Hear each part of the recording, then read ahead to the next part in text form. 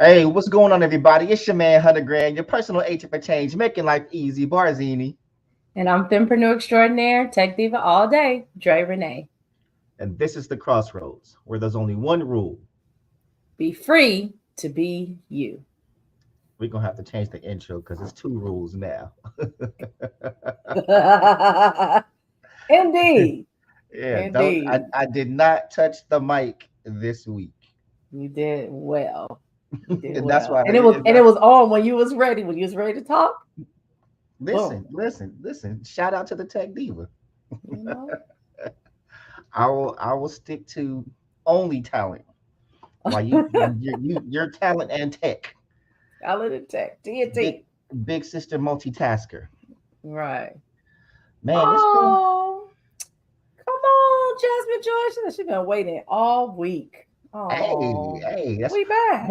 But here's the thing, though. Here's the thing. You don't have to wait all week because we got hella old episodes that you can binge while you waiting. So if you go to the page, if you've missed any of the other lives, if you need to catch up, if you need to go back to the beginning of season 1, y'all, it's over 50 episodes on the page. True. So that's true. It's enough to keep you a busy. Lot. It is. You can watch the evolution of the Crossroads. Back when I was there's R-rated episodes too.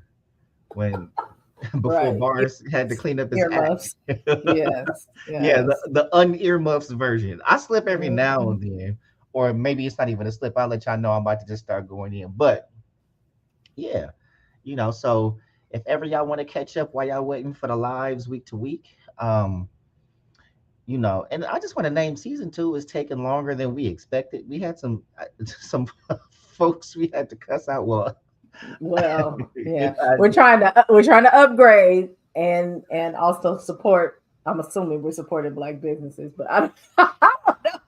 I just thought about that. I was like, I'm not sure if it is, but we're trying to support small businesses. How about that? This particular one was person of color, but not Black. Okay. But they brought the Black out of me, and you saw them reviews I was sending, and then it was one that I missed and finalized So yeah, it's okay. We're on the way. We're on the way. That's why we're faithful with these lives, because I gave them some feedback, so I don't know if they're gonna go fix the last mistake. Oh Lord, have mercy. Have mercy. I gotta all right. So while you guys are coming in, please share. Go to your social media, drop the YouTube link. Make sure that folks get in here. I know I was tagging a couple people, especially those of you who were at the Renaissance tour this weekend. Y'all did it. Y'all did it. Hey, the 10-man tour. The 10-man tour. They were doing it. Hey, Sugar Sweet. Okay, I see you. You haven't told us you've been here for a while, because I'm sure you watch us. But so we had your dad last week, and now we got my mom this week. So hey, Mom. It should be a good time. It should be a good time. Damn it, I forgot my line too. Oh, wait, I'm just over here living right. Oh, yeah, living correct. Living correct. That's living correct. Living correct. Living correct. Oh, what she is, what she does all the time. She lives correct. Yeah. Well, one of us got to, because I'll be sometime with my correct living. That's so whatever. Funny. But you know what? As to not waste time, let's go ahead and get these bills paid early on. And I have an announcement after we pay bills too. I know. I'm so excited. Yeah. So, y'all, as always, the XrossroadZ Podcast is brought to you by the House of 334. I'm sorry. Something threw me off, but it's the house. For all your business branding and copyright needs, go to houseof334.com. It is Black owned, it is woman owned, it is Black woman owned, and it is amazing. The XrossroadZ Podcast is also brought to you by the Crossroads. Y'all, you can go to our Bitly and find all the links to everything that we do and new projects coming up. And you can also leave donations. That's bit.ly/the Crossroads, THEXROSSROADZ. XrossroadZ. And we continue to just love on the people that donate to keep this show going, whether it's a little or a lot. We appreciate you. And if you want to donate, go ahead. So it's a labor of love, but love ain't free. And if you think it is, go tell your landlord that you love them. But more important than donations, you are watching us on YouTube right now. Scroll down right now. Subscribe right now. Click the notification bell right now so that you know when new episodes are coming, when we're going live, so that you can stay connected. And we're trying to reach a goal. Like we was hot for a minute and then it kind of slowed down. But please share the link. Get your friends to subscribe. Tell two, and that'll help us reach our goal. We're doing some big things, on the show, off the show, with different projects and things that we have going on that we want to bring to you all as well. And we also want to share great things that you all are doing. So tap in. And we're in the 80s now. We need 87 more subscribers to hit our first tier goal. So we were in the 90s. Now we're in the 80s. That's nothing. Y'all can share this right now. Like, hey, subscribe to this channel. They be like, what is it? I'll tell you after you subscribe. Right. Just subscribe. I don't know who it was, but it was actually a pretty popular influencer. I think it was trying to get to 1 million and was like, I just want you guys to subscribe. I really don't even care if you watch a video. I was cracking up. Just hit the subscribes so we can get to the place that we need to get to. You got to start somewhere. But so y'all, I did a thing this week that I wanted to share with y'all. So for those who watch the episodes, one of the things that I do is that I am a published author. I published my first book back in 2020, right before the pandemic, which was, you got the face. Are you hearing the thing?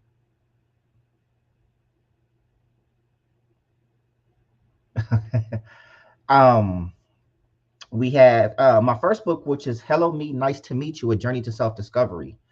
But this week, God is good, I had the pleasure of publishing my second book. So my new book, I got the prints for it just this week, which is called Champion Traits, Developing the Winning Mind, y'all. And both books are on Amazon. So if you just type my name in there, Jason Barzini Hannon, so just Jason Barzini, it'll pick it up.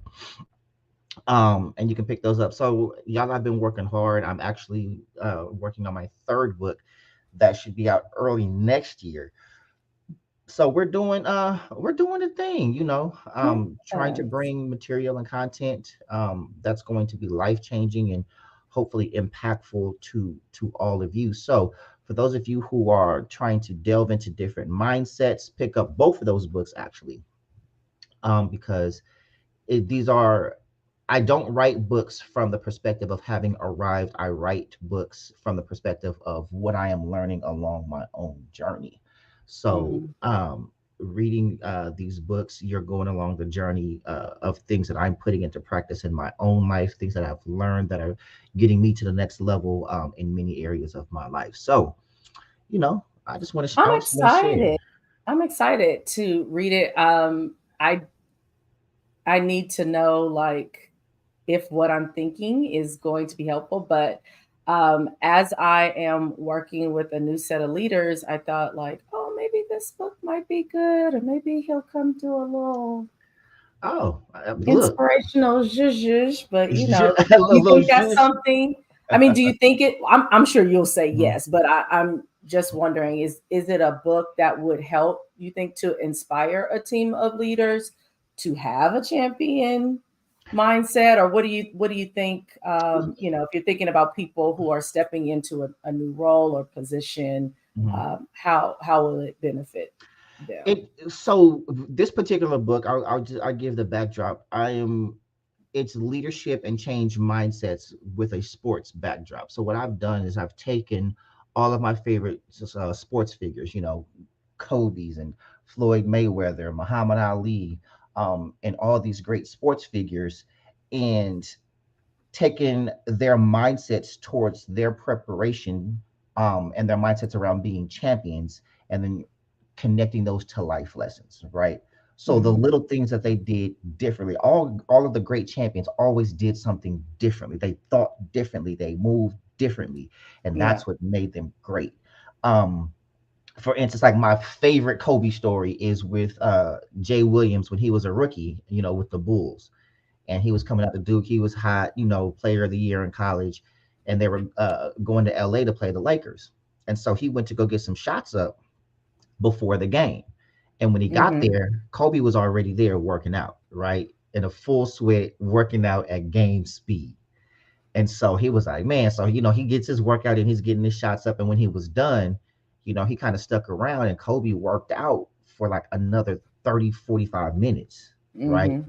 So then the game comes, Kobe hits 40 on him, right? Like he did this long workout, hits 40 on him. And so after the game, Jay Will went up to him and said, like, dude, why was you working out so long or so hard? And Kobe just looked at him and said, because I heard you come in. Mm-hmm. And so it was his mindset to tell him, like, it doesn't matter. Like, I know you're here to get extra work, but that doesn't matter to me. I'm Mm-hmm. always, no matter what you're willing to do, I'm willing to do more. No matter how far you're willing to go, I'm willing to go further. And that was just Kobe's mindset. I'm going to do more and I'm going to work harder than everybody else. I'm already naturally gifted and I'm naturally talented, but there's other guys that are gifted and talented. So my edge is my mindset, the Mamba mentality. I'm going to work harder than anybody else. And that's what gave him his championship edge. So tenets Mm-hmm. like that, lessons like that, are what's in this book. How Muhammad Ali talked about, I'm the greatest before anybody ever called him that. He called himself the greatest first, and now the world Right. still calls him the greatest. The So those, greatest. Yeah. yeah, those mindsets are things that I talk about. It. I don't want to give it all the way, but those are the type of Oh yeah, mind. no. Well, that was great. That was a great Mhm. synopsis. And I'm sure because we've been, friends for so long, but just in case, like that's one of the reasons why I really love sports documentaries. Like I literally pattern, how I operate in business to those particular stories, like watching 30 for 30, or now it's like the Untold story. Like there's Mhm. really not a sports doc that I haven't seen. Mhm. If I know it exists, I probably have watched it. Excuse me, for the exact reason that you just mentioned. So I'm personally excited to read the book and also to share it and to have those kinds of conversations here on the show and wherever else you decide to share your genius. So congratulations again. So very Well, proud of you. thank I you, can't best wait to friend. see what's next. Yeah, it's wonderful. Yeah, Wonderful the thing. next We one is write gonna books be. around here, Yeah, authors. that's what. I like to say Arthur. I'm an Arthur. Arthur. I'm an Arthur. Arthur. Arthur. Mm-hmm. Indeed. So, Good job. y'all, We got a lot. yeah, yeah. The week has been weaking, you know, And it's um, only Tuesday. around the world, and we still have some catching up that we have to do. We haven't even had time to to I slow know. down and catch up with our Yeah. goings on. I But you was good? gone to the family reunion, the reunion Oh, this oh, weekend. So that's one that's reason why we always haven't had a chance to that's always talk. a movie. Yeah. Yep. Indeed. So, Indeed. especially consider who you married to. Oh, we had a great What, time. We wait, had a what great shirt did time. he wear? Did he wear the family reunion shirt, or did he have on Oh some? yeah, no, no, no. We all wore the family reunion shirt. I have a black and a white version, Mhm. and so the whole family got the white version. But the black tee signifies the organizers of said event. So yeah, I was a part of the planning team on my Of, second of course my you were. second round. No, of course you. Of course you were. What you trying to say? Listen, I hate this phrase, but I said what I said. I was like, what are you And supposed to and mean? you know exactly what that means. Well, You I had a know. great time. And I'm the type of person that does bond over work. So it was actually a wonderful opportunity to get to know family in a different way and also to be able to, to do this for family. So I had a great time. But yes, there's not many places where I am where I can just be in the back, even when I try. So Because you're gonna get the call. That's you shouldn't be so good at what you do. yeah. You know. Hashtag Boost, you're such a good project manager. I was like, thanks. And also, I wish Right. I was. Right. Right. Right. You know, Oh. I hide project management skills, but yeah, I'm Mhm. awesome at delegating. That's my Oh, favorite. You know. yeah. A lot of people are. They love to. You got it. Well, but I would She say, said the takeover specialist. I hey, don't she said know it. I how to did. feel. Listen, you I don't know know how to exactly how to feel. feel. I don't because I didn't go into takeover. See, I was gonna Ooh. say something, but I didn't. I didn't say because I was gonna say also while you might bond over work, you also can make sure that it's done with quality and Oh excellence. yeah, yeah. I don't want to be involved with anything that's not done that way, but I definitely No, I'm saying even that's why if you get involved. oh no, no, that's not why I got involved here. It was an extenuating circumstance, and I Mhm. just I'm not the type of person to see stuff going in a particular way and just go like, oh, that's too bad for y'all. Like that's just not. Oh, So I know where you guys are coming from. Like, oh, I just had to be in the mix and be in control, but I literally just got in the family, so no, that's not what happened. I came in with an assist, like, do you need something? And they were gracious enough to be like, well, not even necessarily gracious. I guess they were like, thank God, like, Mhm. come Uh-huh. in. And then, over the period, we had a good time putting everything together. So no, I didn't go in, barge in, and take over nobody's stuff. Oh, now I was like, oh, you're so helpful. No, that's not Yeah. Now, what you see, said. That's not you're what you not the said. barging in type. You might, you have more finesse when you are taking something over. Not in this Oh, well, instance, now but that's true. That's true. I will try to yeah. Like, hey, slide in, have y'all not kicking the door. ever Right. Have you ever thought of? yeah, I have a tool that Yeah, I was looking this over and thought you might find this might find this helpful. As a matter of fact, you know what? helpful. I'll just do it for you. I'll just take care of it. I'll just take care of it. Lighten your load. Oh, like you know me. You know me. So, okay, in the And your world, mom was in town, right? This with you too. yeah. My mom We was in saw. town. My Yeah. mom, she was in her momming. Yeah. Um, See, we had a family weekend. yeah, we had a good time. It was really interesting being with my niece, who's getting older. Mm-hmm. So, got some work to do on that front. Don't we You know, all? she loves to speak her mind, and she's not gotten that filter yet of everything that you think doesn't need to be said. Mm. You know, under the Yeah. guise of I'm just being honest, Oh yeah. and I'm like, I Yeah. need you to just be quiet. Just just being honest. I need you to just be quiet. But no, Oh but goodness. so the problem was, and my mom was no help, right? So I'm telling my niece, hey, that's not nice to say, right? Mm-hmm. So like, it'll be, it was like a lady crossing the street, and she goes, "Oh, look at her edges." I was like, "What? That's not nice. I'm just being honest." Like, I'm Yeah. like, okay. So then we see somebody else, and my mama says something, Uh-oh. and my niece goes, see, that's where I get it from. Like, first of all, that is not where you get it That's from. not where you get it from.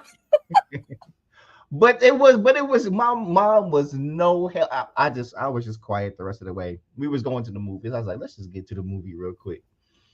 And then we got there, and I told my niece, I was like, your one job is to keep mama awake during the movie, because moms will. She's like me. She will go to sleep. Mm-hmm. And so we get in the movie, and guess who's knocked out? Your niece. Right, on She sleep laying on on the my job. mama. Yeah, slept, got her little blanket, and was out. Oh yeah. So, She had a blanket. She intended to go to sleep. well, it was like a big sweater that she used as a Oh, blanket. okay. You know the I was gonna girl. say she Yeah. So, well, I mean, okay. So on to the news. I didn't know about the situation that you sent to me. Oh yeah, yeah, yeah. Yeah, Um, so over the weekend, apparently down in Houston. I was like, where did this happen? mhm. A woman was hit in the face with a brick because she didn't give her phone number out to a guy. And I know we've kind of talked about this, like, the dangers of, we were naming like cities that we've been in where folks are a little, aggressive. We've talked about hashtag protect Black women, all of that. And if you haven't seen the video, there's a video right at the, kind of scene. She starts going live and, holding the men around to task for not doing anything. Apparently, the guy hit her and then he got in his car and went on. So I'm assuming, nobody got a plate. There was nothing to be able to identify him at this point. And so, she was going live. She was crying, understandably, kind of this big mass on the side of her head.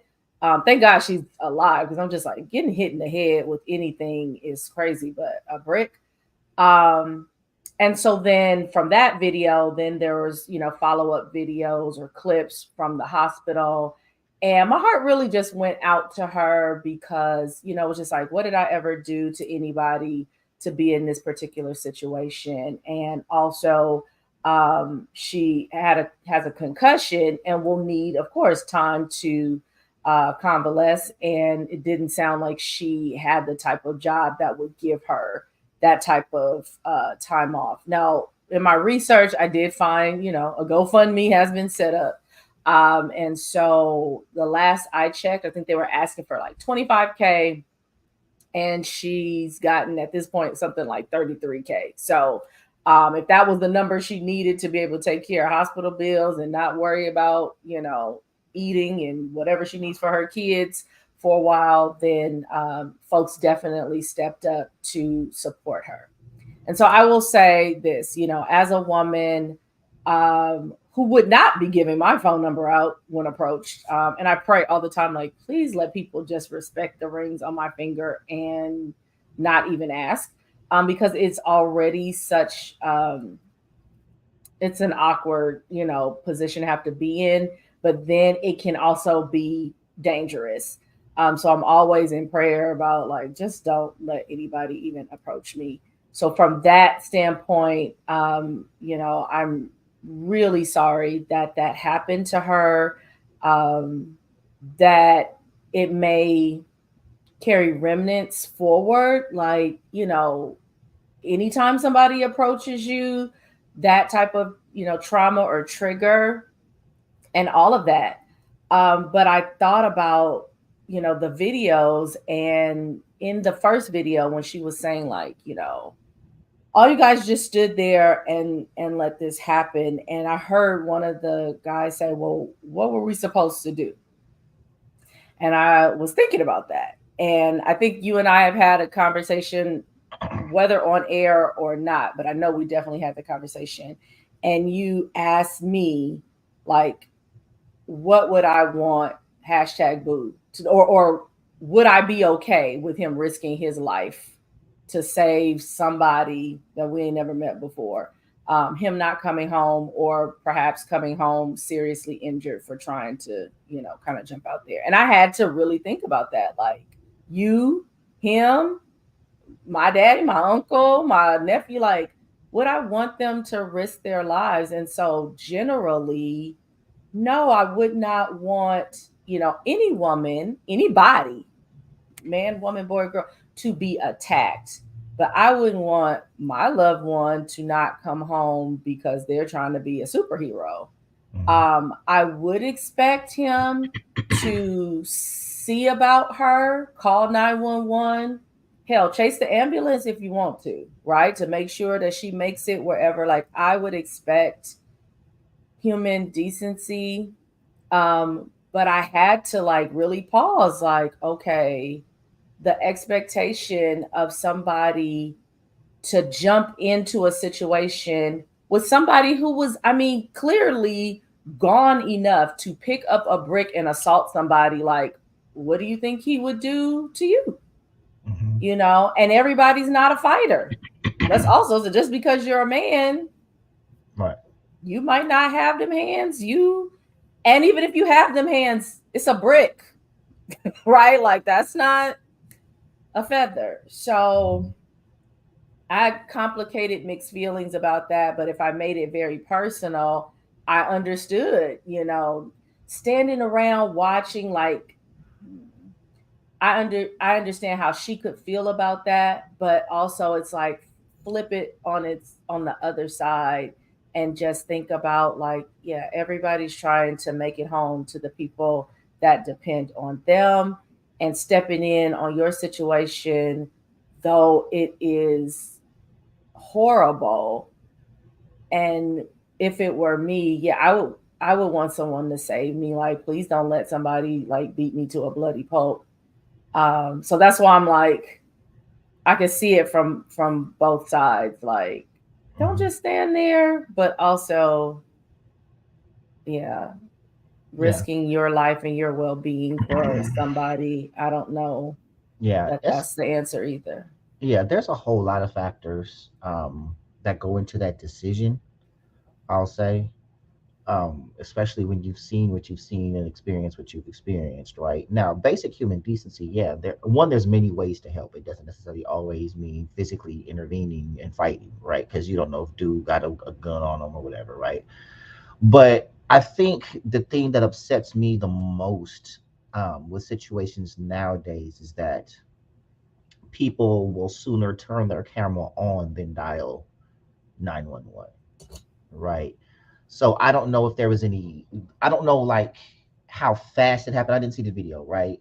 Um, if there was some back and forth, because like I've seen like dude ask for a woman's number, she says no, he starts calling her names, or and then there's some back and forth and then something. Right.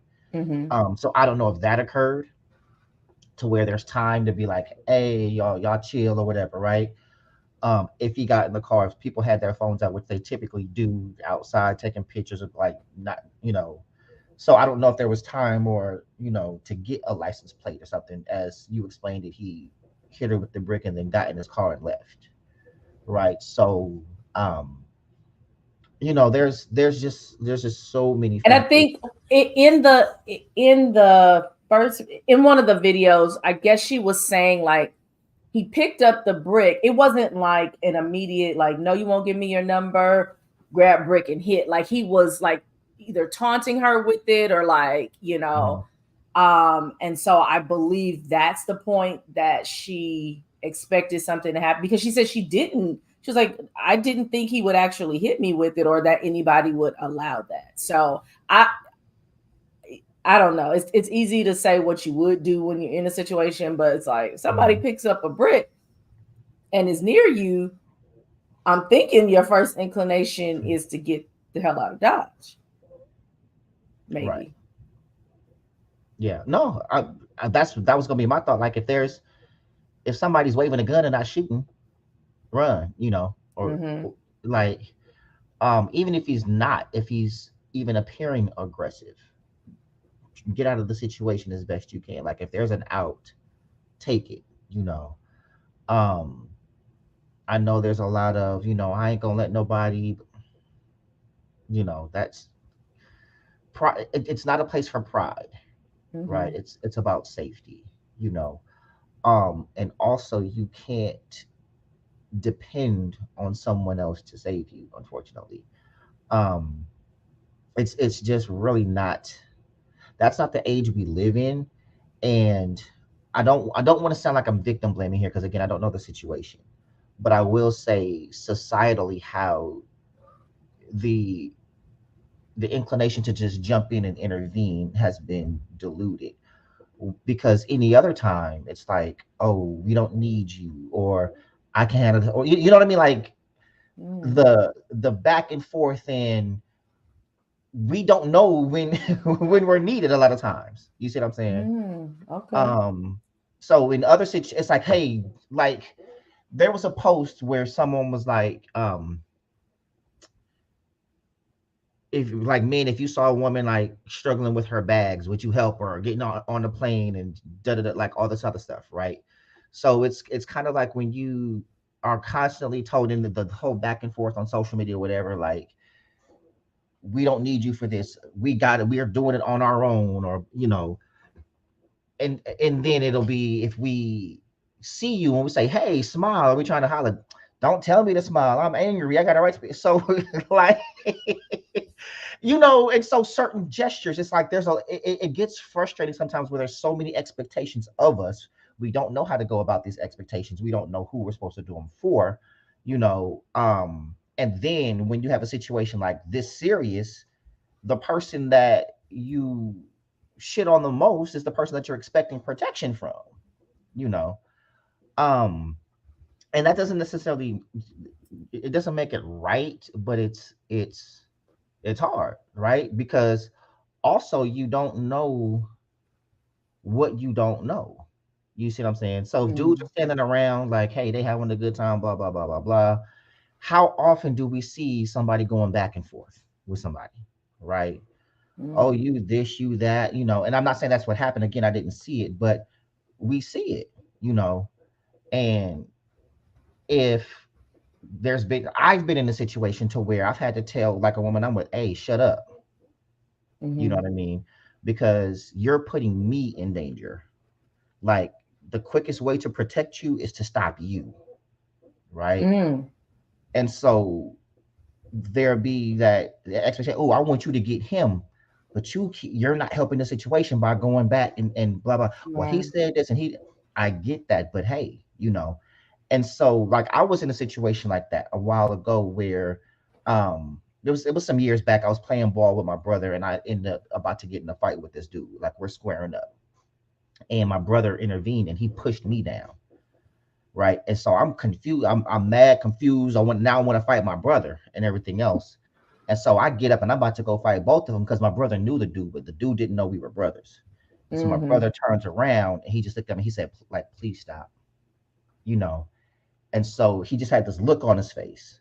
And that's when it clicked. And so my brother just got, a little distraught. He walked over and he actually started crying because he just apologized profusely to me. He was like, I'm sorry. He's like, you weren't wrong. Because the dude had hit me, right, when mm-hmm, we were playing. But he was like, I did the only thing I knew how to do. I had to stop you. He's like, I got kids and I don't want to go to mm-hmm, jail for killing them. You know what I'm saying? Like my brother would have mm, killed that dude. And so instinctively he was like, let me stop my brother, you know, but that stopping me, like pushing me was his way of protecting me, right. But you it know. felt a way to you. In the moment, but Yeah. afterwards, I got it. I'm calm. I was still looking for dude for some years, like if he ever came, because you got one on me. It was a cheap shot. We was Mm-hmm, playing and he bowled me, but I had to calm down for my brother, yeah. right? It wasn't for me. I'm ready. I was ready to square up. You know how I get. You've seen me when I get there, right? Yeah. So and right, and that's where I was. So Mm-hmm, imagine having to, that click moment, right? So again, sometimes and this may not be the situation, but the best way to protect women is to protect them from themselves. You know what I mm, mean? And a lot don't get that. It's like, well, why are you telling me to shut up? You ain't telling him. You ain't like listen, so mm-hmm, ladies, in those situations, you have to think about you have to think in the way that you're expecting men to think. You know what I mean? um and a bit of logic has to come in, and safety. So it's not always just that cut and dry. Our job is to get home to you, you know and so all these expectations of, oh, men ain't helping women, blah blah blah blah blah. But then let's say you with your woman, are you late coming home? Why you late? Oh, I was helping this woman. What? Who you helping? oh You see what I'm saying? Lord. I hope And that would not be the response oh, if you really oh, was trying oh. to help somebody. Okay. I'm always wrong. There's No, you're not. always one that makes me look ridiculous, but I would hopefully say most women are not, you know, upon hearing something like that, like if I heard, that he was involved, this is like a story that has gotten around at this point, and he was involved with something like that, I'm not going to be thinking like, and who is Yeah, she to you? It's just like, oh, thank God you're okay. But also like, be right. smart. But And I also, hear what you're saying. yeah, but Oh, if two, like the dude that did, like, fellas, if she say no, my God, no. just take the L. Like It's there's not that serious. women outnumber us exponentially, right? Take the L. It is what it is. I don't know if you feeling embarrassed. Like we've all been rejected, turned down, whatever. It's not that serious. Like you could have taken her life, right? It's by Yeah. God's grace that she's still alive. So, um, I wish you would have got drugged.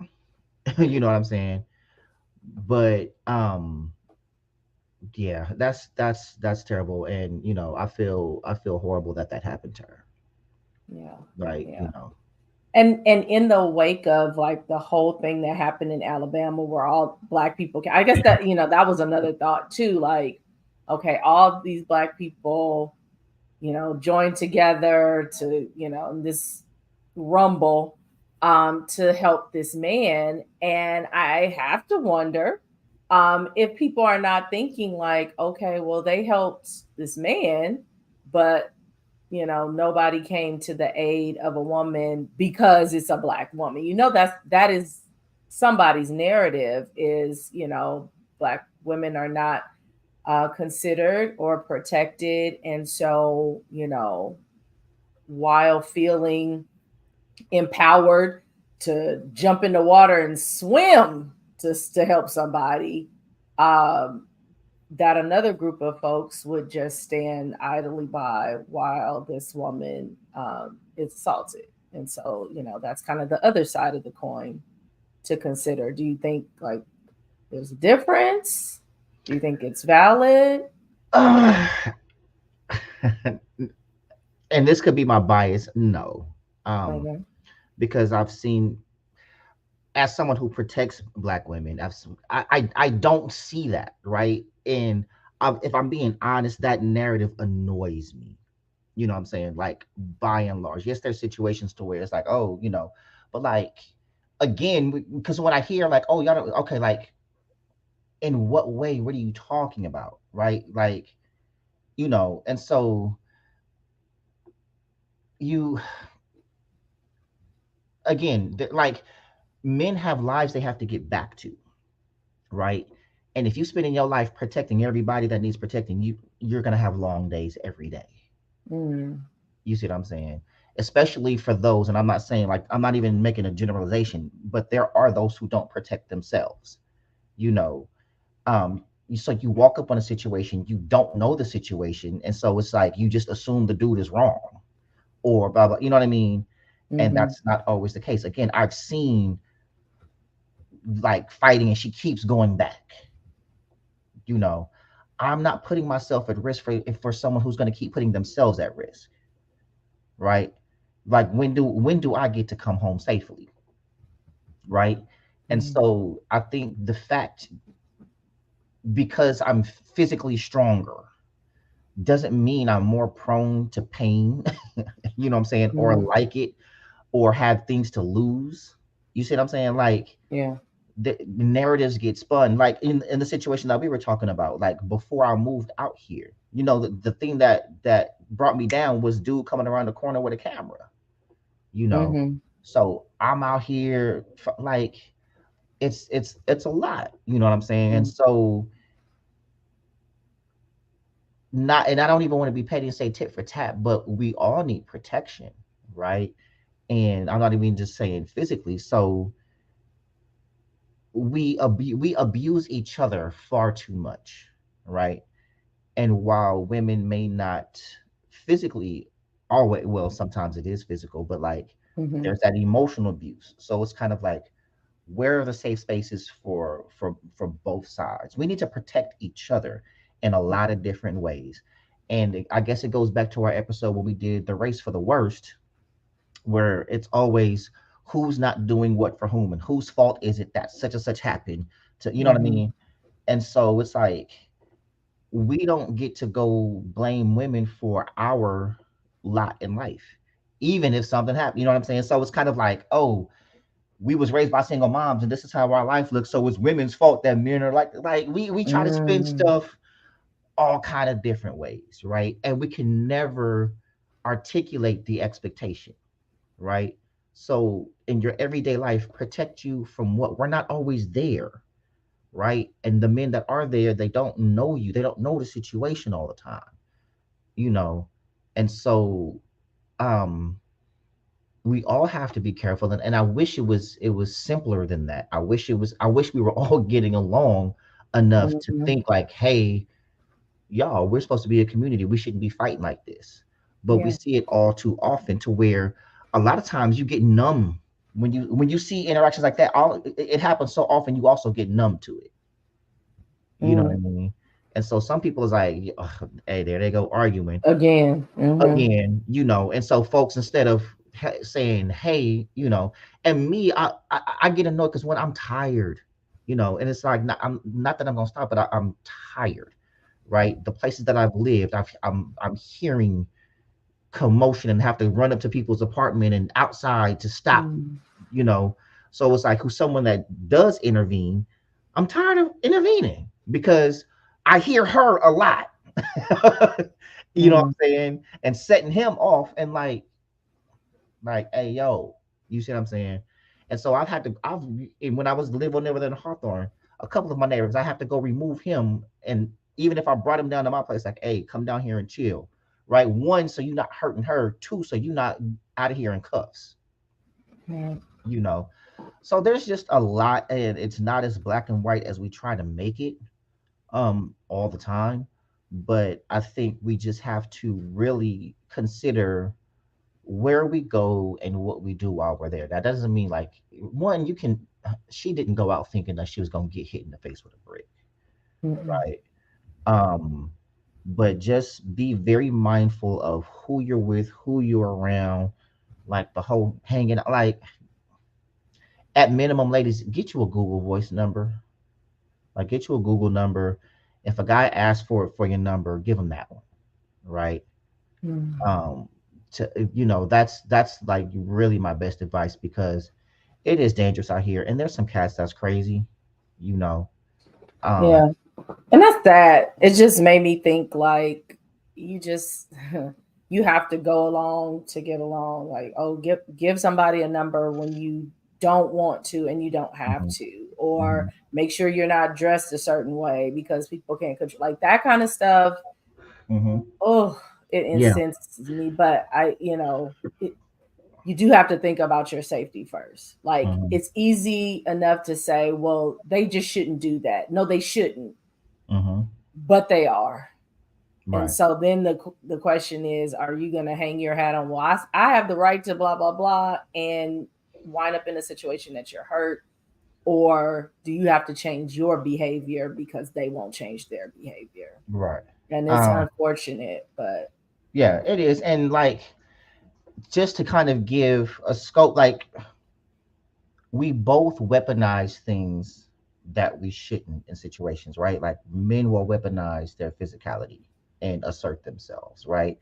But then you also have situations like unrelated to this to where you'll tell men like, hey, bro, just walk away, don't argue with her because you're going to be the one that goes away in handcuffs, whether you touch her or not. Like all she has to do is say it, or if she cries, or she's going to you see what I'm saying? And so it's that emotional manipulation that happens to where now your whole life is changed because such and such she knows she can say this and this is going to happen to you if she does, right? And so you tell fellas, hey, you got to protect yourself, make sure you ain't alone with her or blah blah, so someone can else can witness what happened or blah blah blah blah blah, right? And so everybody, it just sucks that this is the world that we live in. And so mhm. again, ladies, make sure that you're careful of who you with. If you got homegirls that are loud, that and don't roll with them. That's gonna get all y'all hurt. You know, back in the day we could say we would say a fake number, but folks like to call like right then and there to see if your phone gonna ring.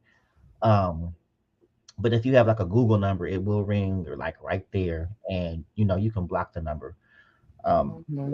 right after. So I wouldn't say give your real number because they can just call from a different number, like if you block them. But like a Google number, it is what it is because it's not a number that you really use. So I would definitely say do that and just take all measures that you can to protect yourselves. You know, Any legalized weapons that you have to carry, be it pepper spray, mace, um, small knife, or something like that. If it comes to that, just be mindful and protect yourself, because you can't rely on somebody to have the response that you want them to if you're in danger. True that. That's True that. if somebody's even around, right? Because that could have happened. It could have been just them, you Mm-hmm. know. Um, so that doesn't make you safe just because people are around, you know. So that was Well, maybe a way to start the show, I know, but but it happened, and I mean, and we're going to talk about some other things, but this is something that could really, really yeah. happen to any of us, Mhm, us and those of you that are watching. And so I think it is important to have these kinds of conversations, mhm, uh, you know, also as yeah. we kiki about, And other I would even things. say, like, even if you're uncomfortable in a situation, go live, record it, get the person's Mm-hmm. face. You know what I mean? Whatever information you can, because shit, everybody else is sitting there going live, recording you. Right. Um, but yeah, it's just people would much rather get content than help or Right. intervene. You Right. know, so Sad, sad state of affairs. right. All But right. What's next? You driving? so Coach Prime had his Coach debut Prime. at the University of Colorado, and it's been a very interesting ride. So if we go back to last season, he got a lot of flack for leaving Jackson State, right? And Mm-hmm. people called him a sellout, and And we people did a show about it we too. did We a talked. whole show about it. Mm-hmm. It was crazy, the amount of vitriol he got for making the decision that he made, and I think he 100% made the right decision. Mm-hmm. Um, I think people had forgotten. It's like it's a very "what have you done for me lately" type society, and they forget the prominence that he brought to Jackson State. He brought a winning culture. He brought revenue to the city. Mm-hmm. He brought two SWAC championships. He brought his family. He you brought his know, family, indeed. so, and to give you context, his son Shador had offers from Power Five school. He had offers from Florida State, Alabama, Georgia, like these power. Like Georgia's number one right now. Florida State just beat up on LSU. Like these powerhouse schools, and he went to an HBCU to play for his dad. you know, Mm-hmm. you know what I'm saying. And so that influenced their both of his sons. Shiloh plays on defense, and Shador is the quarterback, and then his daughter plays basketball, I think. Basketball. Mm-hmm. Yeah. So and not only that, his oldest son Dion Jr. handles all of his media, which Mm-hmm. gave Jackson State a lot of airtime. Like his whole family Yeah. He contributed, was all in. He you was know. all in. And so it wasn't just about the football. He brought the media, he brought the content, he brought attention to not just Jackson State, but to HBCUs, because everybody that they played also got that same attention. Mm-hmm. And so it was just lights, camera, action on everything that he touched. And so he also said early on, like if he got an offer from a major university, he would be stupid not to entertain it. Mm-hmm. And so when that time came, he took it, and people were mad. So that happened. He leaves. He's at Colorado. The marketing is through the roof. He walked in, um, and told a lot of people, a lot of the players, like a lot of y'all not gonna be here. We can't use you. You know. So Mm-hmm. he let a lot of players, because he was like, I'm coming to win. So if you ain't about what I'm about, you can't be here. So I think he spoke to like 20 of them. That's like, hey, this is not gonna be the right fit for you. And then another 50 something entered the transfer portal. So he's built this team essentially from scratch. I think From like scratch. 68 new players. Which he needed to do because last year, what they were 1-11, like 1-11, right? So they've already on opening day, and we're getting to yeah, that. they They've yeah already matched the number of matched. wins Mm-hmm. from last year. So No everything pressure. yeah, he playing with house money now, right? So But there were still a lot of naysayers, like with the new roster, and they were saying Shiloh, his other son, and then also Travis Hunter, who was the number one recruit, and people were like on that because he was the number one college recruit in the nation, and he went to a He HBCU, came there. and then he followed Prime to Colorado along with some other players as well. But they were playing against TCU, and TCU played in the national championship last year. So everybody just knew that they were going to come and get steamrolled by TCU, right? Like, hey, it's a great story. We love Coach Prime, but y'all not going to be. And listen, I was tuned into this game. And when I tell wasn't you, no steamroll. yeah, It was not a steamroll. these boys came out and played. And there were some mistakes on the defensive end, but they could have won a lot more convincingly than they did. But they was all over the field. Shador came and broke a 130-year record for passing yards, right? And passed for 510 yards, 4 touchdowns. You had 4 receivers catch for over 100 yards. Their running back had 4 touchdowns. Travis Hunter had 10 receptions. Like, he played both sides. So he had like 10 receptions. He had an interception. He played over 120 snaps. Like, they was balling. Right now, I'm not trying to find me a replay of this. I only got to watch little pieces because, of course, the game. It was an exciting game. It was an exciting game, and it was going back and forth for a minute with some mistakes, and they were letting TCU back in the game. But for game one, it wasn't, and so it wasn't this expectation of like there were no consolation prizes. That's what Deion wasn't about. That Prime was like, no, we're here to win. We here. We coming. We coming. And he said, we. That's what he said. But that's what he said in his pregame speech. He's like, we're not coming no more. We here. We here. And they shocked the world. And so my favorite thing though is his post-game press conference, and he started calling out all the media that were naysayers, right? Like to their face. They were trying to ask him. He was like, nah. He was like, I read what you wrote about me and blah, blah, blah. And he wasn't being rude about it, but he was like, I read that. He was like, and then he says, because the dude was trying to ask us a question. He was like, nah, do you believe now? And he was like, believe what? He was like, you don't believe. He was like, you just answered the question. You don't believe. You don't believe. Next question, and then skipped over. I'm like he's only rocking with people that are rocking with him and rocking with the vision that he has. And I'm a fan because Coach is he's a winner. He's won at every level that he's played. He's won at every level that he's coached. And he's just got a winning pedigree, and he is the best marketer that we have seen in college football.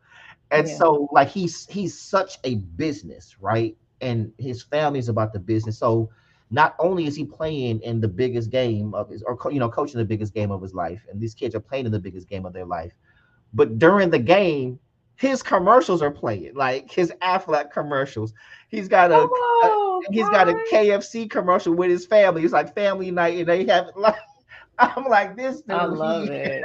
Right? I know. I turned on my Fire Stick today, and the series Coach Prime was like on the main page, and I know it's not new. I was like, that series been out, but they and so he's got the sports doc from when he was at Jackson State. He's like, and you think a doc is not coming from this? I'm pretty sure it is like this first year. Like, if I know him like I know him, they're documenting this, the commercials, the like come on, and he took a contract that they weren't even able to pay him yet. Like, they were like, hey, this is what we're offering you. We ain't got it yet, but we gonna get it. You know what I'm saying? And so I think also him being a Black coach, getting this much press and attention, and then starting his career off winning, that's rubbing a lot of people the wrong way. Because these college coaches usually white guys, and they're real stuffy shirts.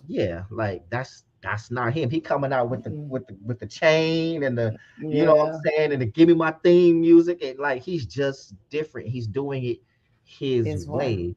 And they hate that his way is working. And it's speaking to the kids, of course, which, who wouldn't want to go play for Coach Prime? One, because he's a living legend.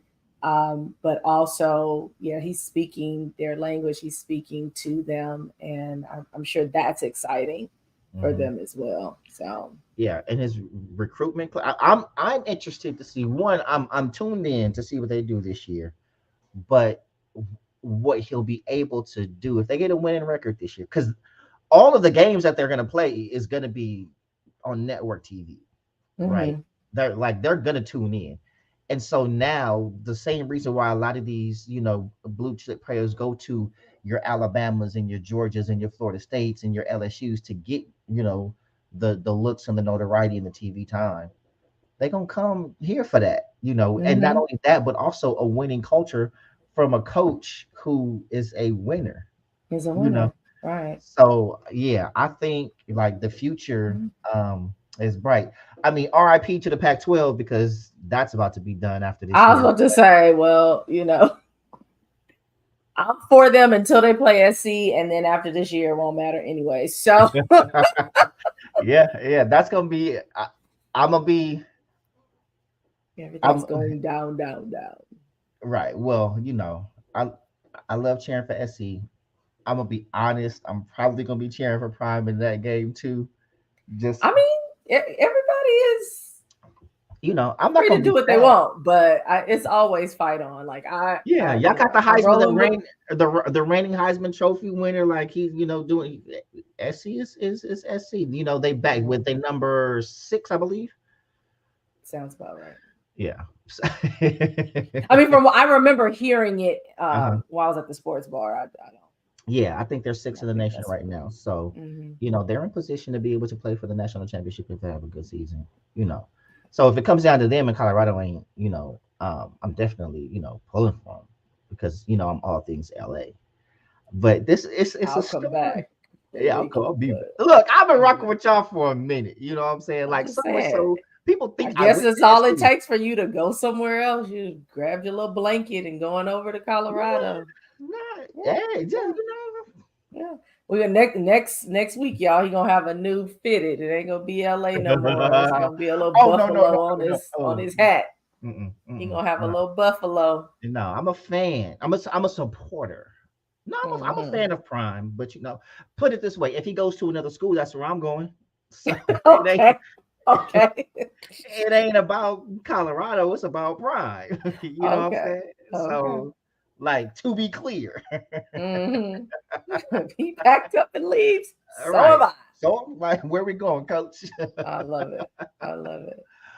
All I right. do.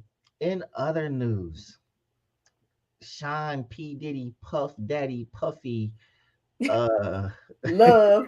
love, He however got all the many, names. all the listen. I just love on Notorious. What kind of grown man calls himself Puffy? Shout out to Miss Wallace. Yeah. So, apparently he has reassigned uh his publishing to his artists. Hmm. Um, Yeah. Because that was Mace was on his head.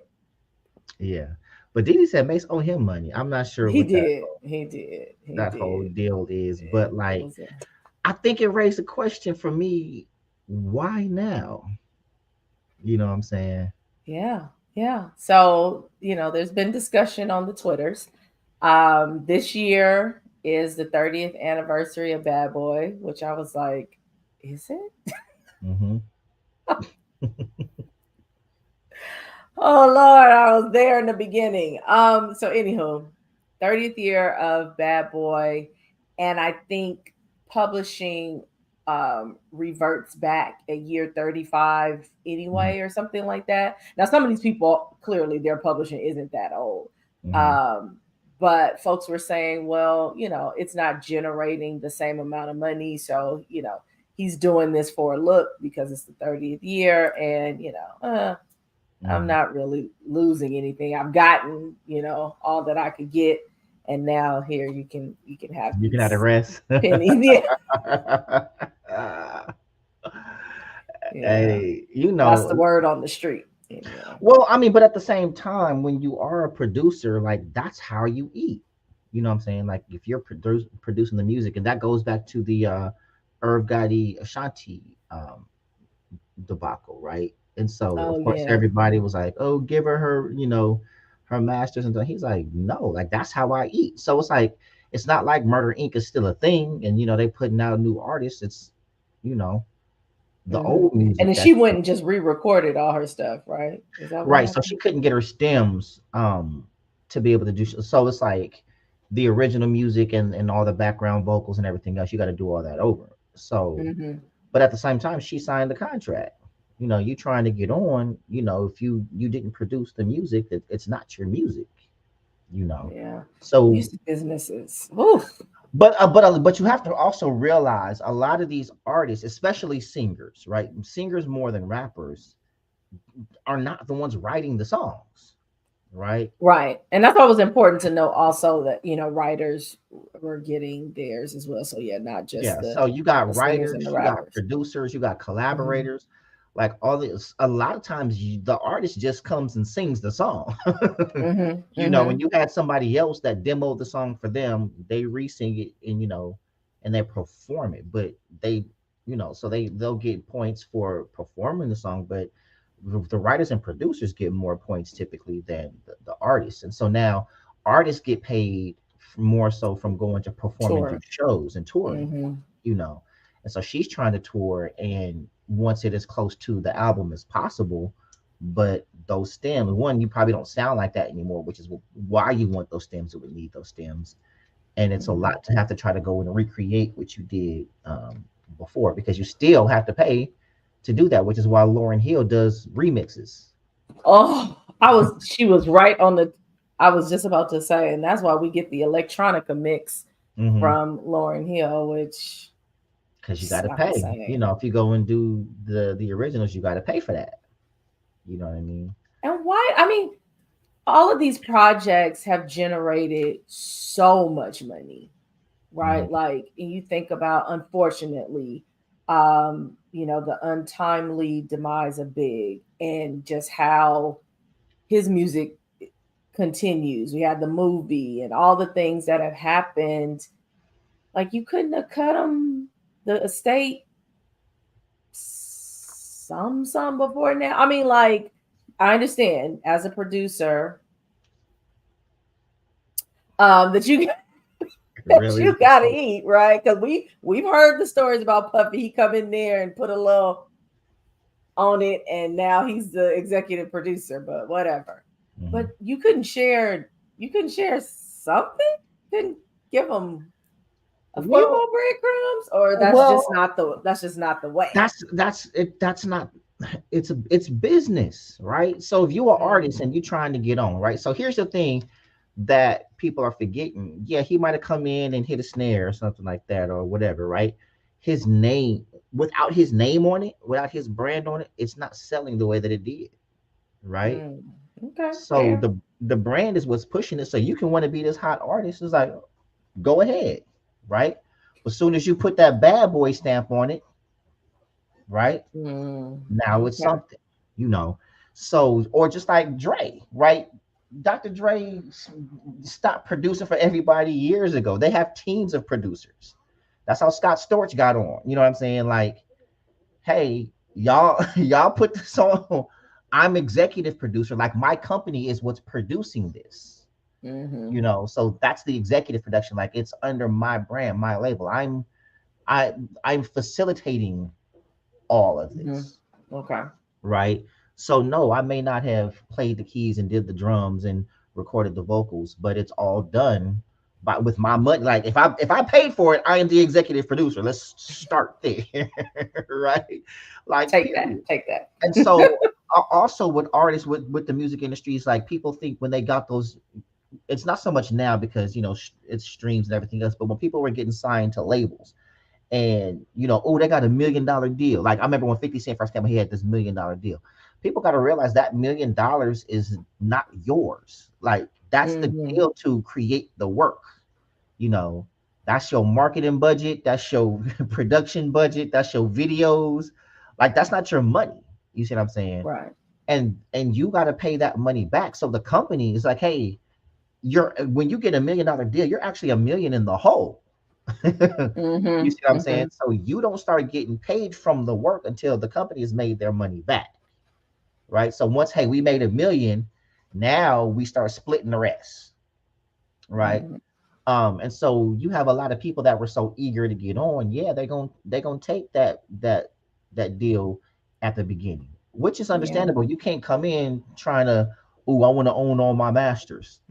Like, wait, what? Like Right. I that's not. mean, and some people have negotiated that, but by But and that's a large, that's later. not They've happening. negotiated that later in their career. Ain't nobody negotiating Right. that for their first album. You know. Right, right. I Um. just thought, you know, it's just interesting because we've heard about these deals Mhm. from even before our lifetime, right? Like we're talking, you know, Motown and then going into, you know, hip hop and all of those deals that you know, in the 70s, early 80s. Now you're looking at hip hop artists, pioneers, originators that have like nothing to show for it. So it's just amazing to me that it just keeps getting perpetuated, especially when artists become executives, Mhm. right? Like if you have somebody that's an executive, perhaps I don't really have any talent to be in the front. My Mhm. talent is in the back or being the executive, moving the pieces around. And so, yeah, I got to figure it out for myself. But once you have somebody who has established themselves as an artist and they're, you know, well loved and they're successful, and then they turn around and become an executive and then they execute those same types of deals. I get it. Yes, it's business, but it feels like it's a way. Like you're gonna But do I. to somebody else, you wouldn't think to be groundbreaking, you wouldn't think to be progressive, even a little. Like I'm saying, don't starve yourself to make sure somebody Mhm. else eats, but there's no way for you to make that more equitable. Well, I mean, let's take Snoop Dogg, right? So Okay. when Snoop was Cutting on Snoop. death row, and everything else, like, okay, he made some money, and then things went south with death row. Actually, literally, because that's when he went to No Limit, and he Mm-hmm. talks about how when he went to Master P taught him the business, right? Yes. Um, and then after Master P taught him the business, then Snoop became an executive.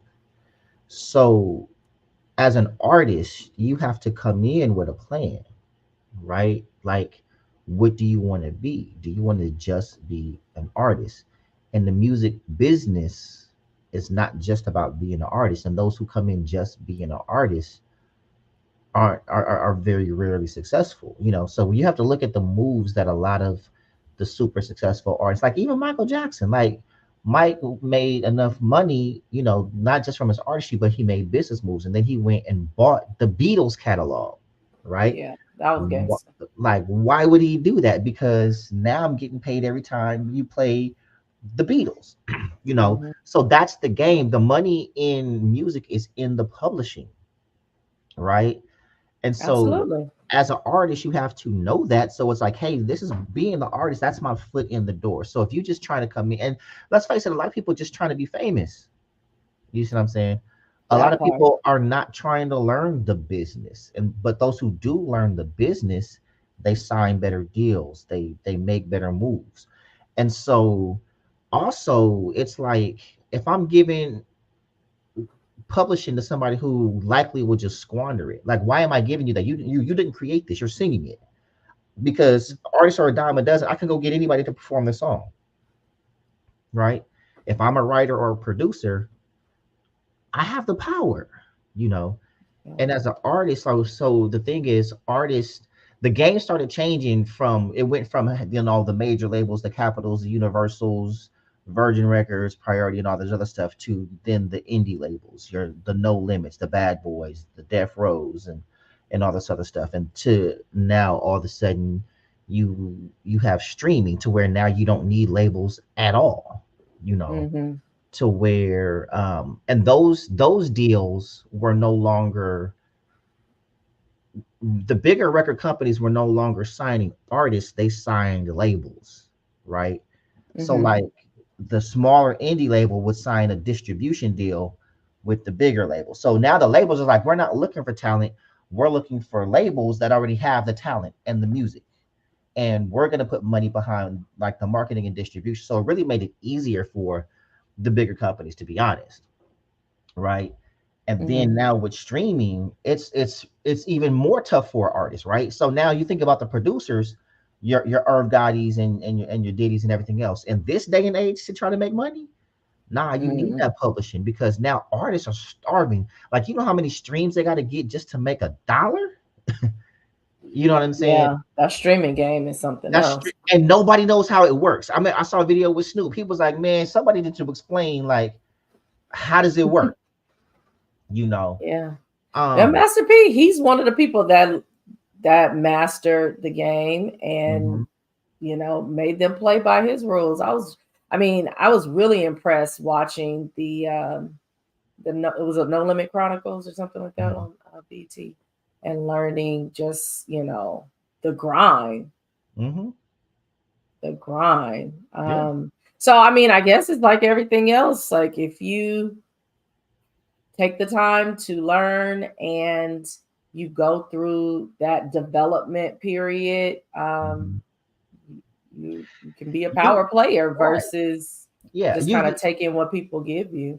You have to know what game you're in, right? So a couple of examples of that, like, have you seen that movie The Founder with Michael Keaton where he played Ray Kroc? Okay, so it's about McDonald's and they're telling the story of how like Ray Kroc came to prominence. So he was selling ice cream milkshake machines. He found the McDonald brothers. He started partnering with them or whatever because he wanted to be in charge of the franchising.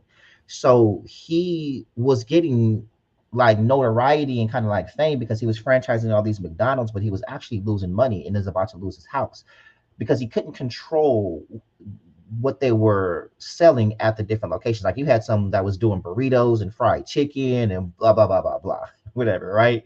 And he couldn't control it because they were all over the place. So he was at the bank trying to negotiate to keep his house because they were about to, you know, foreclose on his house. And there was this other guy like who overheard the conversation. And he went to Ray Kroc, Michael Keaton's character, and he's like, man, you don't know what business you're in. He was like, you think you're in the franchise and the restaurant business, but you're really in the real estate business.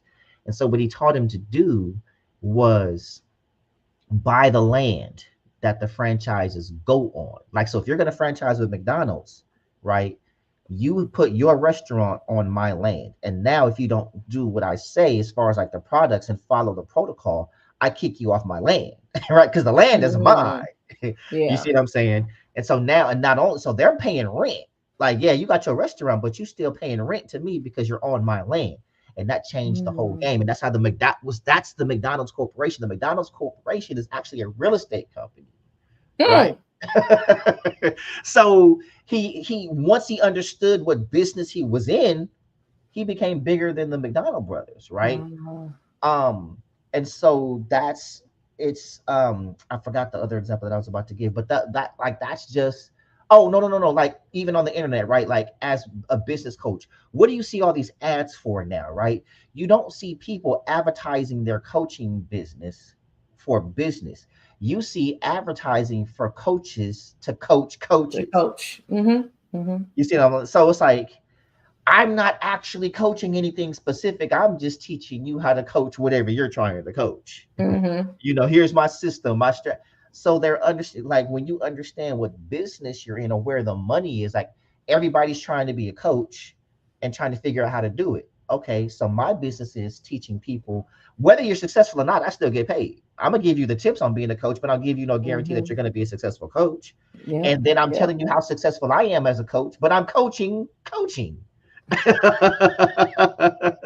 Right?